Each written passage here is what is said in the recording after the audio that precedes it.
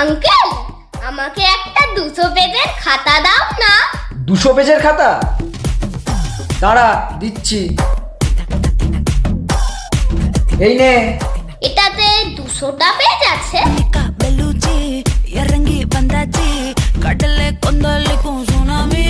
কই, এটাতে তো 100টা পেজ আছে। আরে বাবা, ওভাবে না, দে এদিকে। এই দেখ, 1 2 3 4 5 6 এইভাবে গুনতে হয়, তাহলে ঠিক 200টা হয়ে যাবে। দেখ। ও, দাম কত এটা? 40 টাকা। আচ্ছা।